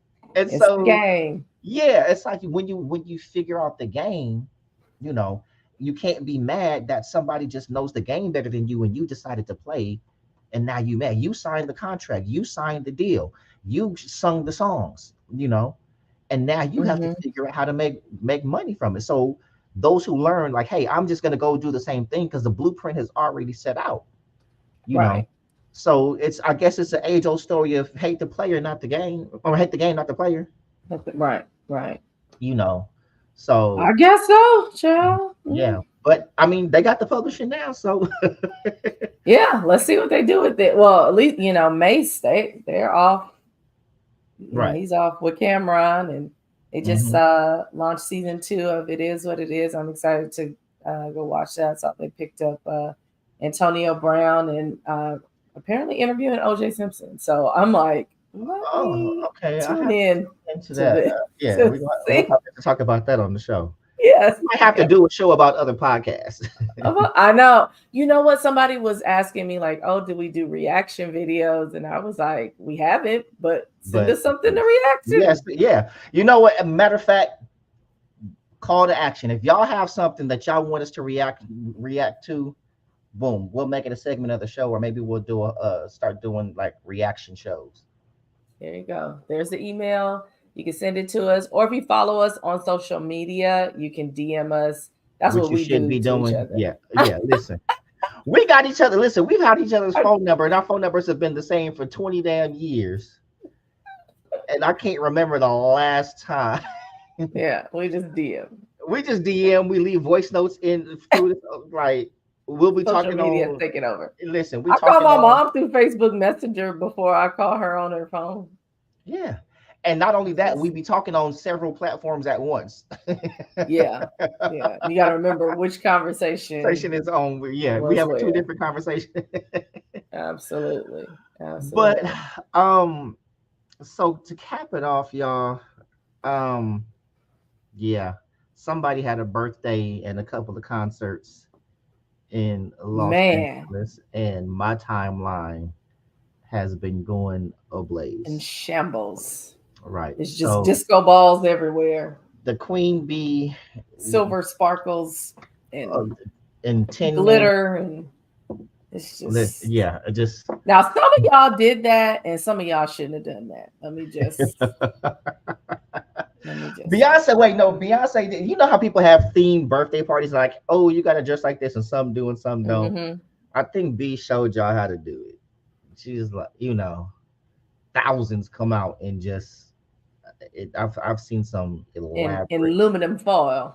basic, aluminum. Like, listen. Aluminum But foil. for one, happy birthday and shout out to Beyonce. Shout The out to Renaissance tour Beyonce. has landed in LA, and people lost their mind. Uh, Mm-hmm. yeah, the Beehive is crazy, crazy, and you know your It is boy, crazy. was in rare form again. Anybody, What I don't I say? understand why people say it negative. He Like, was traveling. I think he said he's gonna see her somewhere between like 4 or 5 times. He's been overseas. He's been local. He's been I twice just, in LA. So I pray he gets to meet her one day. he is. Somebody said you should be like on her team because nobody goes as hard as you. And that's Which, true. it's a little I'm like, scary if you can sometimes. finesse that into a professional opportunity, child, I wouldn't be mad at you.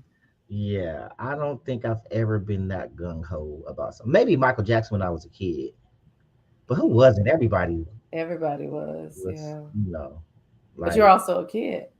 But I was also a kid. I never did get the Thriller jacket. I never, Mm. like it was. So was this just me? But there was the beaded jacket. Some people had the beaded You jacket, beat a jacket. Mm-hmm. but it was like if you got the beaded jacket, it was like, okay, but I really wanted the Thriller jacket. Like the Thriller jacket was the jacket. Like you was doing something if you had the Thriller jacket. Yeah. So um, it raises the question though, like any and everything Beyonce touches is gonna go up, right? Like Out of the I stratosphere. don't know. She First of all, let me just shout out to her team and the people she surrounds herself with, because I have not seen another artist ever, especially Ever. an artist of her stature, to be able to produce in secret and with no leaks and then just drop a random album. Yeah. We were talking about that this weekend. Right? Just yeah. Like You just wake up to or go to sleep to a surprise because sometimes it's the middle of the night. Right. You just wake up one day and she's dropped a new album. There's a and full you're like, album. right. And it's like, wait, like, so the people that she keeps around her, I don't look, either she paying people well, I'm about to say they're super loyal, right? Or there's some sort of ironclad legal situation, or she may only work with a certain number of producers. So if it gets out, we know who did it. You know, like, yeah, and folks are probably like, it's not worth it. Right. Whatever the system is, man, you know, because I've never usually used it got leaked. It got leaked, you know. I've seen Jay, it didn't go quite as planned because so many people wanted. So when he did the Magna Carta album and they had the app, so he dropped the album for free, right? So it's like you get it was a Samsung app, like it was a deal with Samsung, and they had the app and it was counting down. It was a countdown app to the album, and then you download the album through the app. But I think so on the night when it was supposed to drop, I think it was so many downloads that it crashed. That sounds about right. Yeah, so that was crazy. So it's crazy. So they kind of did the opposite. Like Beyonce does it in secret, and then just like boom, here it is. And Jay is like, "Hey, so I got something coming for y'all, and it's coming in a month, and we're gonna build anticipation to it." Beyonce is like, I don't need anticipation. I am the anticipation. Yeah, I am the anticipation. Oh my gosh. But that, and then there was the mute challenge, of which I have no idea. You know. Yeah. So let me just start by saying, if you're a Beyonce fan, you're part of the Hive. You all are now driving this conversation. So please go ahead and put in the comments, because I haven't really followed Beyonce since probably that surprise album, the self-titled Lemonade and on. I know certain stuff, but like I haven't listened to a full album since then. You better don't say that out loud. I haven't, but I also don't speak on her, right? Like, oh, she should do this, or this is bad. Talking about the mute challenge. I'm only talking about this because it's like the biggest thing going on right now. But I don't proclaim to know anything. Like, I heard most of her new stuff thanks to TikTok and the little challenges that people are doing. I'm like, child, I don't know what's going on. Which is crazy. What up, Cuzzo? So apparently somewhere in the song, she, tells you to mute and you're supposed to shh. And LA was failing. I think the first one they failed, and then after that, I guess they said it was the best one. Well, they said it was the second one, because she did 3 nights. So night 1 was a disaster. Night 2 was better. But apparently for her birthday last night, they nailed it. And I probably would have got jumped because I don't know what it is and I don't know when it's coming. So I'd have been like, hey, this drink good as hell. Me and you both. They would have told me. I'm like, hey, hold up, but don't pressure me. And you just messed up the whole thing. Right, whole stadium. I'm on the Jumbotron. Yep. Somebody got their phone out. Oh, look at here. A disturbance at the Beyonce concert. Yeah, I'm the dude that didn't go mute or something. Yeah. I'm canceled. You are canceled. So yeah, I'm glad they figured that part out. I did see someone on Twitter talked about like places like, I don't know that they mentioned. They did. I think they mentioned Atlanta, but they were saying places where there's more diversification, like LA. They probably have a harder time being told what to do. So yeah. Mute. Mute what? I think because they said Atlanta was the best so far, and I'm like, it is the South, and they are used to being told what to do. Told what to do? Yeah, I was like, Atlanta was like, what? You gonna get us all fired. Right. So I will say though, I have seen Beyonce in concert a few times. So just because, I just haven't passed a certain point, but I have seen her, and, I can only imagine that she has gotten better over time. And at that time, she was already like, oh, I Mhm, get it. Like, I mhm. get it. Now, the different imagery and stuff, it just doesn't jive with me. But, prior to all of that, and even probably with all of that, there's still this level of excellence. Now, I will say, I saw some clips where people's microphones were not exactly microphoning. So I don't know. Like last night, Diana Ross came out to sing Happy Birthday to Beyonce, Mm. which I can imagine. We saw her like run down the stage. Like she wasn't Beyonce. She was like little Beyonce, in that Mhm. moment. She was so happy and just hugging on Miss Ross and all of that and just giving her flowers, which was really great to see. But I was trying to hear a little bit of Love's Hangover and the mic, Diana was giving it to us, but it wasn't coming through. And then I Mhm. saw Kendrick Lamar made an appearance and his mic wasn't micing. So I don't Mm. know what was going on. I mean, I know I what have I know not what experienced that in a Beyonce show I know what before. happened after that. Oh, like Brad and Michael Jackson. Yeah, Brad, job gone. Job. Listen, listen. It's not a game. It is not a game. If I you can't was fix like, a oh my problem, God, because people are sharing that clip just over and over and over. Like the yeah, mics are jacked. I was like, yeah. I wonder what Brad is monumental doing. moment. I wonder what Brad is doing. I'm sure he got another gig. Not if they know who Brad is. Like you don't want messed up Mike. Like how do you You mess up? better, you better be Bradley. Go, Right. go. Yeah, something. You better change your name or what. Yeah, yeah. But okay, so the age old question Hmm. is Beyonce bigger than Oh Janet Lord. and Mike? Oh, then Janet. Janet and I'm not saying Janet and Mike. Like not together, but like is she bigger than Janet? Is she Yeah, bigger than Mike? she's bigger than Janet. To some, she's bigger. To me, no. Because Mhm. I was thinking it was five something in the morning, which made it three something in the morning here. I was on my way to the airport this morning to get home. Three something in the morning, and want to be starting something came on the radio, and I was in like it was to my Listen, body. It was 3:30 in the morning, and I was in full mode.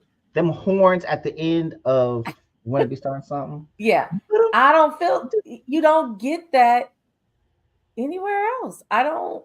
Yeah, but music aside, I'm just talking about like I'm talking about her level, the level of celebrity, the level of um like who's the greatest entertainer, like Yeah, no, no, it doesn't. No, mhm. she is going to. Maybe we'll give her greatest female if you want to make the distinction.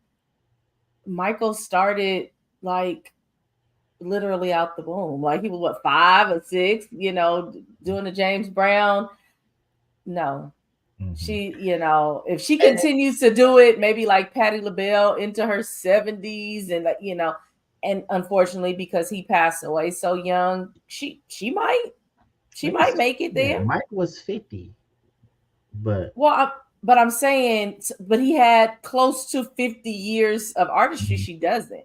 But if yeah, she goes into her 70s, she might actually yeah. have that. I don't know. I think But it's a no for me. yeah, I'm I think it'll just like, still be hold Mike. on. It's Mike for me Yeah. because Mike was doing what she's doing now in the 80s, right? With no social media, And he's with reinvented no, himself like so many times. Like mhm, Jackson 5, the Jacksons, Michael yeah, Jackson, R&B Michael Jackson for right, hashtag boo. R&B Michael Jackson to pop Michael Jackson. right. It's just there's levels. There's Yeah, levels. yeah. You got black Mike, white Mike. So I'm going to. I'm gonna be honest about my girl. Okay, come on, Gary. Um, Jasmine Joy, are you still here? Because that's another Gary native. Yeah. One of our Yeah. faithful. Just Mike. you don't see like people passing out and falling. Like I don't. When she get to the level where she can just stand there for 5 minutes and then just turn her head, Yeah, and yeah. people go That's what I'm nuts. saying. She Like, might make it. She might mhm. make it. Yeah, we got you, girl. We We got got you, bro. We got you, bro. you. She might make it, but right now, Yeah. I don't know. I but love but but Beyonce, but not far off, right? Like I'm not saying mhm. she's in the dust. I'm just saying, hold on now, But let's not get beside I'll say ourselves. this: she is the now, right? Oh yeah, And oh yeah, I venture to say it'll be a long time before we see her like again. oh yeah, Um, oh yeah, yeah. She's differentiated herself in a way that she's gonna stand alone for a long time, yeah. But a and a long lot of time. that is her work ethic, right? Hmm. Like you, I don't know if people understand what these people with champion mindsets, shameless plug to the book, um, what they sacrifice, right? Like Mm. the little things they sacrifice. And like to give an example, I'll take Conor McGregor, who when he was preparing for the fight with Floyd Mayweather, he was training, and his birthday was during like his training camp, and he was going somewhere, and somebody had made a birthday cake for him, and he was like so appreciative. He was like, "Oh, that's so nice." He's like, "But I can't eat it." Like, Hmm. I'm training, and he was in his house. He's got this big, beautiful house in Vegas. And he even said, he's like, I'm surrounded by all these luxuries, but I don't really get to enjoy, and I have to sacrifice all of them Mm. in order to, you know what I mean? Yeah. So it's like you when you see people that are trying to get there, especially athletes, they remove themselves away from comfort and luxury in order to be able to have the comforts and luxury. Yeah. you know. Yeah. So her work ethic, like she can literally afford any and everything she wants. And she But sacrifices she wants that to be the best. for the work. So you got to ask Mm. yourself, how much does it cost? How much you willing to pay for it? You know. How much are you willing to pay? So yeah, yeah, you know. Well, she definitely has paid. Again, I've only seen clips, but I did see one where she gave a shout out to almost all of the members of Destiny's Child. Farrah was left out of the mix, but I think there was some beef there. But Oh, uh, Latoya, Latavia, Michelle, Kelly, of course. And so people are like, "Oh my God, a DC5 reunion!" Now that I might have to attend, but just to just amazing because yeah, we watched them in 96, 97. I was still in high school. Uh and yeah, no, no, no, and hmm. bills, bills, bills, and it just Right. No, no, no. Bills, bills, no, bills. no, no, and bills, bills, bills.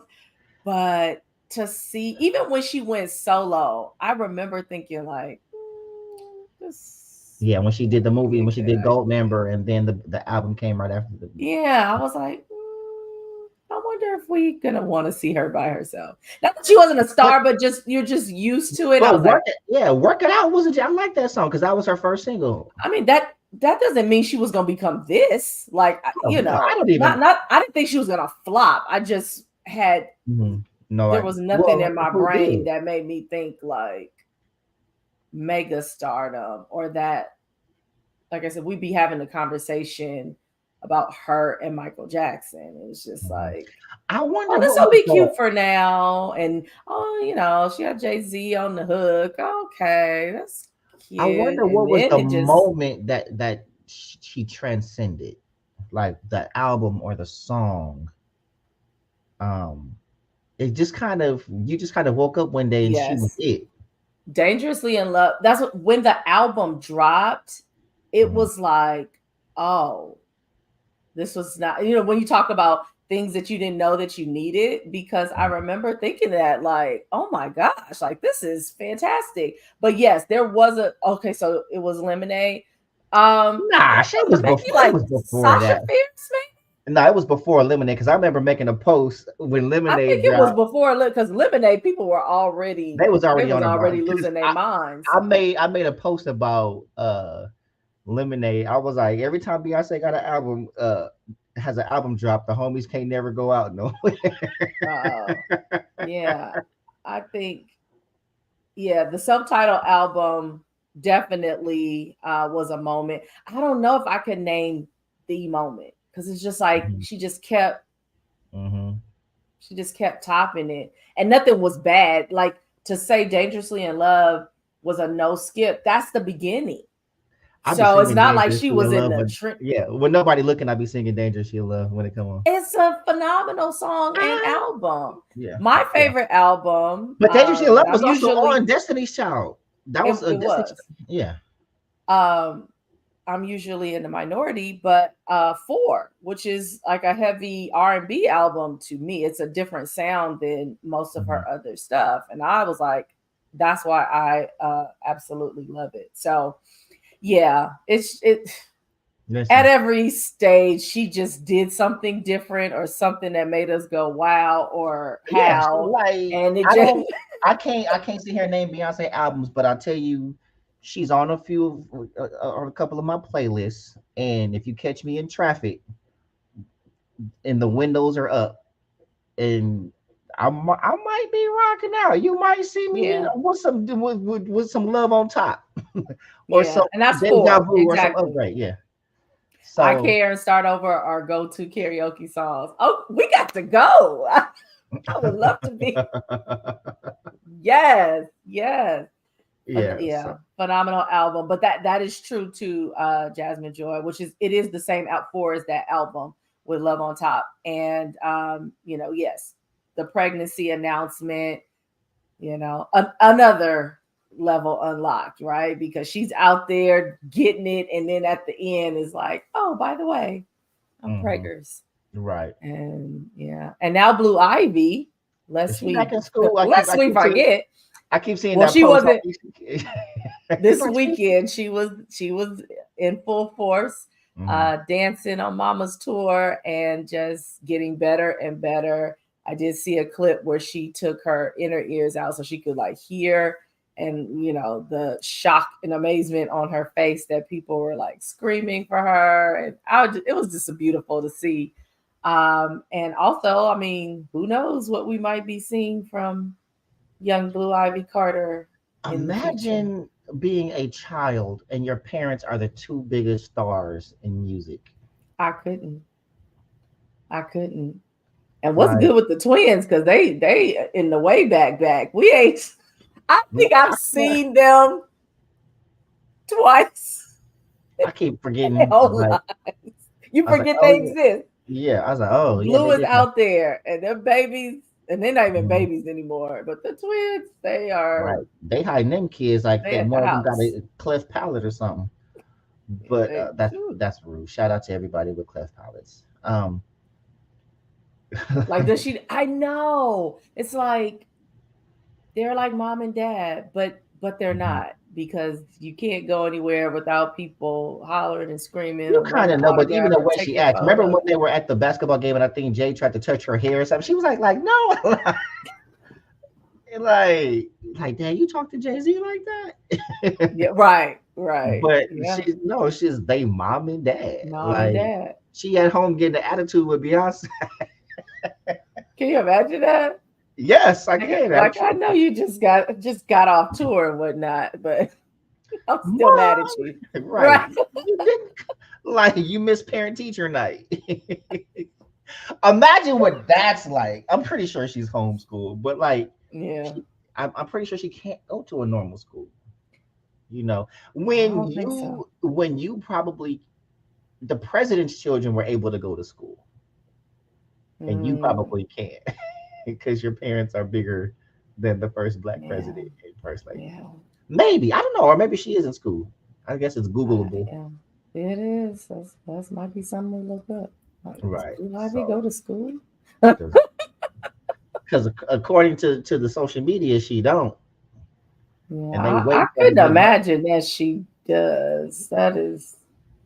That'd be so disruptive everywhere. Because not even just your parents, but now she, Mhm. right? People want to see her. So Yeah, well, she it's a gonna have to do lot. something, and hopefully she's talented. Like Solange is talented, but I just don't like her. So Oh, well, right, listen. yeah, I'm not a Solange fan. Like I don't know, it's just something about her. But the songs that I have heard, I was like, okay, you know, I tried to drink it away or whatever she's saying. I was like, I do. I like that song. mm-hmm. Cranes in the Sky. Yeah, She's a serious artist too. And does things but it's hard when things you like Beyonce's sister. Broadway and different things like that too. Right, but she's forever Beyonce's sister. Yeah. Not quite Tito, but I'll give her Jermaine. Oh yeah, she definitely not. She not And on that. people be talking like Tito ain't talented. Like Tito, a whole ass musician. Like, Right. Yeah. It's just because he wasn't out in the front with his right, singing and doing he the that. only one That's still got his face. So, but Oh, you know us. We right, will exactly, drift. exactly. So to wrap it up, I don't even know if there's final thoughts. What you got this week? I know. So I think, we definitely wanted to talk about something serious in the beginning, and it's not victim blaming. It's not to make that young lady feel bad or anyone that may have been assaulted. It is about having another thought, right? Like, again, the goal is for everybody to make it home. And, we want to encourage you to do what you need to do to make it home safely. Now, in a situation like this, it could be argued. And of course, we talk about these stories and we don't have all the details.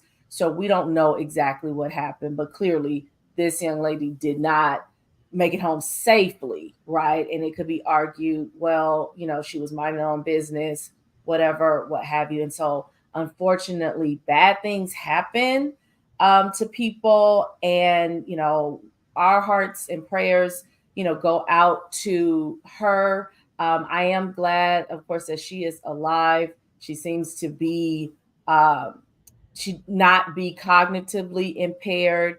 And so just really sending love and light in her direction, that she be completely and totally healed physically, and that she's able to take the steps to be healed emotionally and mentally, because that's quite an ordeal to go through. It's one thing, and it's disturbing as well to be called names when you don't comply with what someone wants, but to be physically assaulted or attacked, I could not imagine that. And so again, I hope that she's able to completely heal from that ordeal.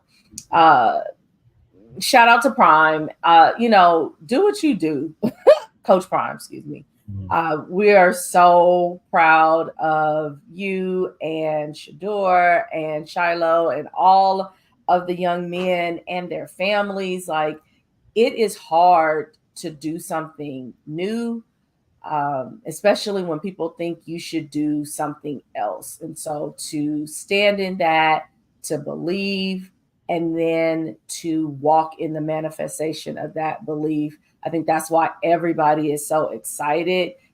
People don't usually join in on the belief part, but they can get in on the celebration part. So that's what we're seeing with that. Diddy, I Take that, guess. take that. Yeah, I was like, I guess you did the right thing eventually.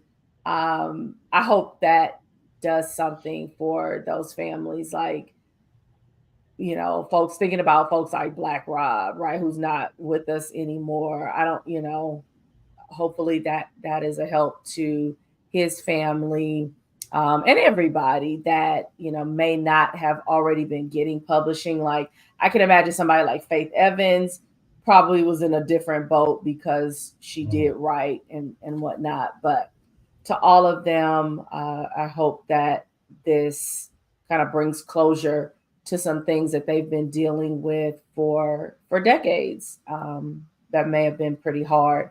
And then last but not least, Beyonce Giselle Knowles Carter. Yeah, one of the greatest of our lifetime, definitely in this generation. And, you know, you got to tip your hat when you see it. You know, it's like she doesn't have to be your favorite. She doesn't have to be, you know, someone that you go goo goo gaga over, but the dedication to her craft, her work ethic, you know, how she has to keep her body up. Like just these 3 shows in LA. I'm just like, how did you do that back to back? And she's not just standing at a microphone stand, right? Like she's doing it full choreography, keeping your voice, like all of that is to be commended. You know, you love your craft enough, you want to excel in your craft enough, and it shows by what you do every day. So for that and all of the entertainment that she has brought to our lives, I remember, you know, singing Bootylicious super loud at the Summer Jam back in the 90s. So, you know, to go from that to this, kudos. I think I remember the moment now. I think it was Crazy in Love. Well, that's in the beginning. Yeah. Ish. That's what I said. I was like, she started. Ish. Wasn't Crazy in Love on the first album? Was it? I don't think so. Because I think everybody was like, when she started. Crazy in Love was on Danger. Let me look. Keep talking. Like I think because everybody when she was doing a little booty pop in the alley with the other chicks and everybody was you know, and then she had that was the first single on Dangerously in Love. That's what I'm like. That wasn't her first album though, was it? That was the debut solo album. She didn't have no solo albums before that. That was it. That's why I said she already started here, so I don't know. I remember she had Work It Out, and then like she was doing like soundtrack songs, and all that other stuff. So I know like the Pink Panther that might have been after that, but yeah, her first album was Dangerously in Love. Don't get me like I just remember everybody was, you know, and then the Baby Boy and all that other stuff started, and it started going from there. But so much to cover as far as final thoughts. I'm not gonna go over everything. One, list as far as the other situation, everybody get home safe. Make the best decisions possible. Yeah, because it's crazy, folks, and you can't control what other people do. That's just the bottom line. You can't control what other people do. So please, please, please be careful out there. And everybody else, don't be so quick to turn on your phones to record something. Turn on your phone and dial 911. Take a picture of the person, the license plate, or something like that. Try to be of service before you trying to get something to post for likes. Right. Because that's always just crazy to me. Coach Prime is an inspiration to me. Just like when you have a vision, and I'm gonna say this for Beyonce too. Like when you have a vision and you don't relent from that, and you're unapologetic, and delving into your craft, great things happen, right? It's always going to be noise. Like you have people that are cheering for you and you have people that are cheering against you, and that's okay, right? Not everybody's going to be for you, and sometimes you have to turn non-believers into believers, right? Yeah. But you just keep moving forward with your vision and what God is giving you to do. You know, you may not like how Prime does it, you may not like his style, you may not like his bravado, but the man is winning, you know, and he's always won. You know, he was brash coming out of college playing football, and then hey, I'm gonna play baseball too. And people talking about you couldn't do that, and then he did it like in the same night. He had a football game and then took a helicopter, you know, to play in the baseball game, and he excelled at both sports. And then he started playing both sides of the ball, and they said he couldn't do that, and so. You know, he went at the NFL level, and then he starts coaching. You say he couldn't win, and he's winning championships. You know, then you said he couldn't coach at a major college, and now university, and now he's doing that. So he continues to have people that doubt him, and he continues to prove them wrong, right? And you just gotta how can you not root for a guy like that? You know what I'm saying? So he's just somebody, it's just very hard for me to root against him because in my eyes he's already won. Now I Mm-hmm. know for him there's more that he wants to do. We want to see him do that, but like for me, sink or swim from this point doesn't matter, right? Like in my eyes, he's already won, you know. And I just believe he's gonna continue, to win. So shout out for just being that inspiration. The eyes of the world are watching, the bright lights are on and he's performing at a high level and in the on the biggest stage in the brightest lights. Yeah, And so that's just something to be um he has my admiration, right? absolutely. So y'all, we appreciate y'all for rocking with us yet again another Yeah, week. yeah. We Um, gave you a little extra tonight. yeah, we gave y'all got a double dose tonight. Mm-hmm. We went 2 hours tonight, but y'all make sure y'all still scroll down, subscribe. Please share this with your friends and family. We're trying to meet this goal and everything else. And just Yeah. anyone who you think would 87 to go. Come on, y'all. 87 to go, y'all. We can hit that goal, but we can't do it without your help. So we appreciate all the subscriptions and those that are coming in and those who continue to share and repost and all this other stuff. And we want to continue to grow. And y'all don't forget, go on Amazon. The old book, Hello Me, Nice to Meet You. Cop that. The new book, Champion Traits, Developing the Winning Mind. Go Yes. cop both of these, right? And I got some more coming out for y'all early next year. The cover art for that one is already done. Uh, Dang. yeah. I feel the So pressure to write something. I don't know. hey, I'm just gonna do a look. video. I ain't doing no joke.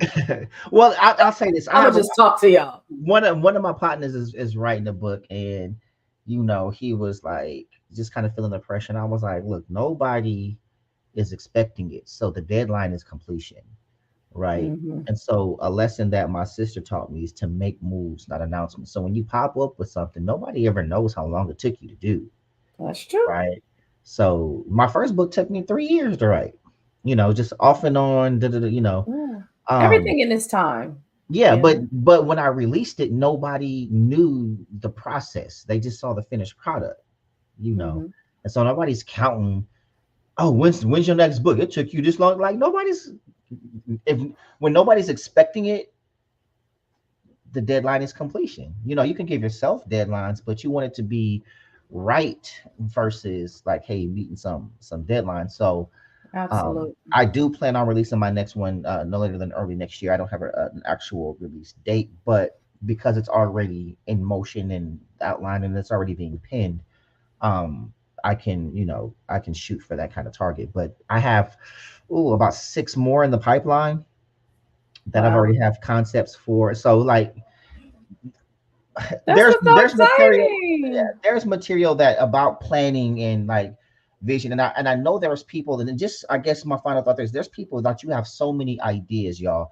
You don't have to try to execute all these ideas at Oh, once, please right? don't. Please don't. Mm-mm. Just And write them down so you don't right, lose and them. that's what I was about to say. Like you Yeah. have your so many ideas, and you have 5 seconds to marry an idea with an action before it's gone.